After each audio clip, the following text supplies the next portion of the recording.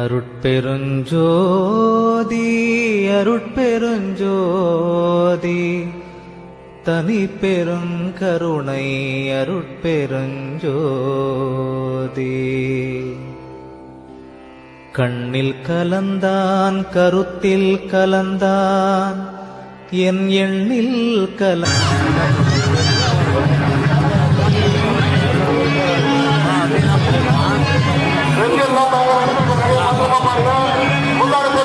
அரிப்பெருஞ்சோதி அரிப்பெருஞ்சோதி தனிப்பெருங்கருணை அரிப்பெருஞ்சோதி. போன பதிவில் 5-6வது வரி ஆகம முடிமேல் ஆரண முடிமேல் ஆகனின் ஜோங்கிய அரிப்பெருஞ்சோதி அந்த அடிகளின் பொருளை சிறிதளவு பார்த்தோம். இப்போ அதோட இன்னும் மீண்டிருக்கும் சிறிதளவான பொருளை பார்த்தோம். சுதந்திரமற்ற பசு கடவுளோட அருளை கடவுளோட அருளுக்கு போகணும் அப்படின்னாக்கா பாசமே இருக்கக்கூடாது அப்படின்னு நினைக்கிறாங்க. ஆனால் பாசம் பசு என்றாலே மக்கள் தான், மனிதர்களை தான் பசுன்னு சொல்கிறாங்க. நான் வள்ளல் பெருமான். பதி என்றால் கடவுள், பசு என்றால் மனிதர்கள், பாசம் என்றால் நம்ம தான். அதாவது கடவுள் மேலே நம்ம பாசம் வைத்தாலே போதும், கடவுள் நமக்கு அருளை கொடுத்துருவாங்கன்னு நினைக்கிறோம். ஆனால் கடவுள் மேலே மட்டும் பாசம் வைத்து கடவுள் நமக்கு அருள் கொடுக்க மாட்டாங்க.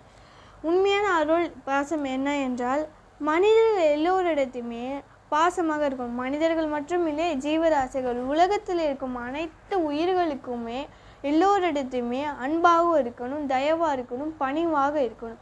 இப்படி இருந்தானா கடவுள் நமக்கு அருளையும் ஞானத்தையும் கொடுப்பாங்க. கடவுள் மேலே மட்டும் நம்ம அன்பையும் பாசத்தையும் வச்சா கடவுள் நமக்கு அருளும் ஞானம் கொடுப்பாங்கன்னு கிடையாது.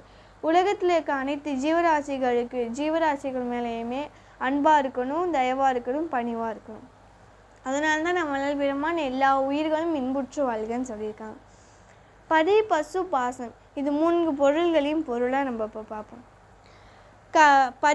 பதி கலந்திருக்கிற சிவ அனுபவம் சைவாகமம் சொல்கிறாங்க.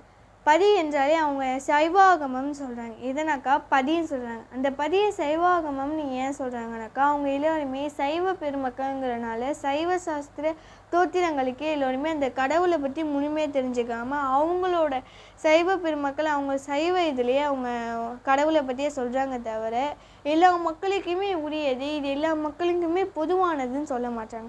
சைவ பெருமக்களுக்கு மட்டும்தான் இந்த நெறிமுறைகள், சைவ பெருமக்கள் மட்டும்தான் இந்த நெறிமுறைகளை கடைபிடிக்கணும் அப்படின்னு சொல்கிறாங்க. ஆனால் அதெல்லாம் எதுவுமே கிடையாது. நான் வள்ளல் பெருமான் சொன்ன சமரச சுத்த சன்மார்க்க சங்க நெறிமுறைகள் தான் உலகத்தில் இருக்கவங்க எல்லோருமே கடைபிடிக்கணும். இவங்க கடைபிடிக்கணும், அவங்க கடைபிடிக்கணும் கிடையாது. உலகத்தில் இருக்கும் அனைத்து ஜீவராசி அனைத்து உயிர்களும் கடைபிடிக்கணுங்கிறதுக்காண்டி தான் நான் வள்ளல் பெருமான் முதல்லையே சமரச சுத்த சன்மார்க்க சங்கம்னு சொல்லியிருக்காங்க. இந்த சிவ அனுபவத்தை பெறணுங்கிறதுக்காண்டி தான் பெறணும்னா சைவாகமத்துக்குள்ளே வந்தால் தான் சிவ அனுபவத்தை பற்றி தெரிஞ்சுக்க முடியும்னு சொல்கிறாங்க. ஆனால் அது கிடையவே கிடையாது. மறைந்து இருக்கிற அந்த ஆரணமும் ஆகமத்தையும் விளங்குறது, அதாவது அந்த ஆரணத்தையும் ஆகமத்தையும் சொல்கிறது தான் மனிதர்கள். கடவுளை பற்றியோ மனிதர்களை பற்றியோ அகத்தை பற்றியோ புறத்தை பற்றியோ இல்லைன்னா நம்ம எல்லோருமே மரணத்தை எப்படி நம்ம தவிர்க்கணுங்கிறத பற்றி யாருமே சொல்ல மாட்டாங்க.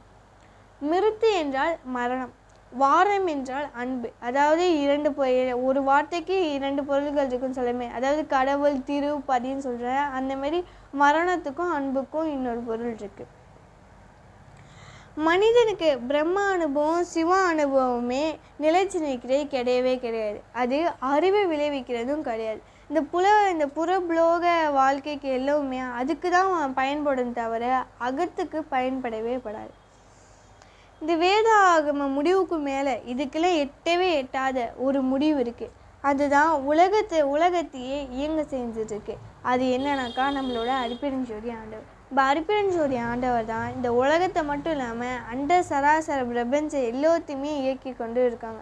இப்போ இந்த உலகத்தில் நடந்துட்டுருக்க எல்லா செயல்களுமே ஒரு நொடி இல்லைன்னா ஒரு கணம் நிறுத்திட்டாலே போதும் உலகம் அழிஞ்சிடும். நம்மலாம் உலகம் அழிஞ்சிடும் எதனால்? இயற்கை சீற்றம் இல்லை, நம்ம செய்கிற தவறுகளை. அதாவது நம்ம உண்மையை தெரிஞ்சுக்கவே மாட்டோம். புலபோக வாழ்க்கையிலே எல்லாருமே இருக்கிறோம், அந்த உண்மையை தெரிஞ்சுக்க மாட்டோம். அந்த உண்மையால் தான் இந்த உலகம் எல்லாமே அழிந்து கொண்டு வருது. நம்ம உண்மையை தெரிஞ்சுக்கலன்னா இந்த உலகம் ஏன் அழியுதுன்னு நினைக்கிறோம். ஆனால் அது என்னன்னாக்கா இயற்கையாக இருக்க எல்லா முறைகளுமே நம்ம எடுத்துகிட்டு செயற்கை முறையை தான் கொடுக்குறோம். அதாவது நம்ம இப்போ நம்மளே சொல்லிக்கலாம். ஏன்னா நம்ம உண்மையான அறிவை தெரிஞ்சுக்க மாட்டோம், உண்மையான ஞானத்தை பற்றி தெரிஞ்சுக்க மாட்டோம். நம்ம இதை கடைப்பிடிச்சா போதும், நம்ம அதை கடைப்பிடிச்சா போதும் அப்படின்னு சொல்லிட்டு நம்ம அந்த மாரி தான் செய்கிறோம் தவிர உண்மையை முதல்ல தெரிஞ்சுக்க மாட்டோம். இந்த உண்மையை தெரிஞ்சுக்காமல் இருக்கிறனால தான் இந்த உலகத்தில் இருக்கவங்க எல்லோருமே திரும்பி திரும்பி மறுசுழற்சி ஆகிக்கிட்டே இருக்கு. பிறப்பு இறப்பு பிறப்பு இறப்பு மறுசுழற்சி ஆகிக்கிட்டே இருக்கு. அதனால காலங்களை கடத்தாமல் எவ்வளோ விரைவாக உண்மையை தெரிஞ்சுக்க முடியுமே அவ்வளோ விரைவாக உண்மையை தெரிஞ்சுக்கணும். நம்மளோட அரிப்பெருஞ்சோதி ஆண்டவர் தான் வேதாமகம் பிரம்மம் எல்லாமே சிவம்னு நினச்சி அதிலே லட்சியத்தை வைத்துடாதீங்க.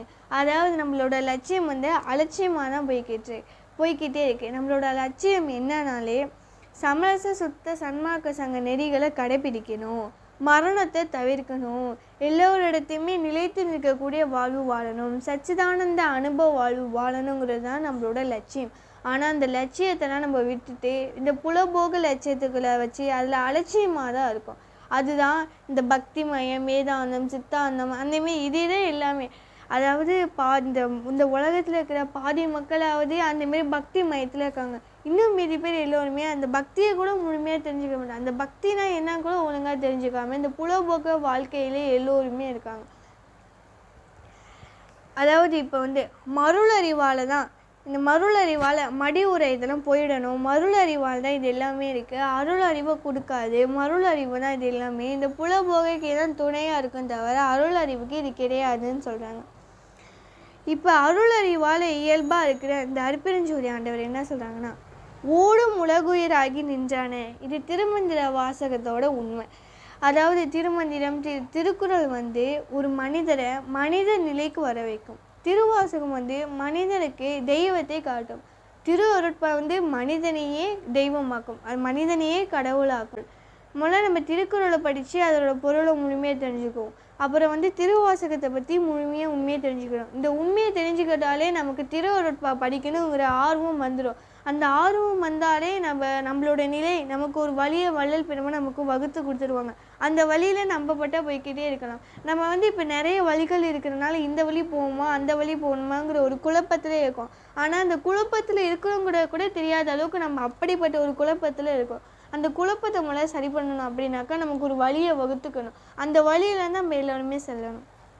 அரிப்பெருஞ்சோதி அரிப்பெருஞ்சோதி தனிப்பெருங்கருணை அரிப்பெருஞ்சோதி எல்லா உயிர்களும் இன்புற்று வாழ்க, வள்ளல் மலரடி வாழ்க வாழ்க.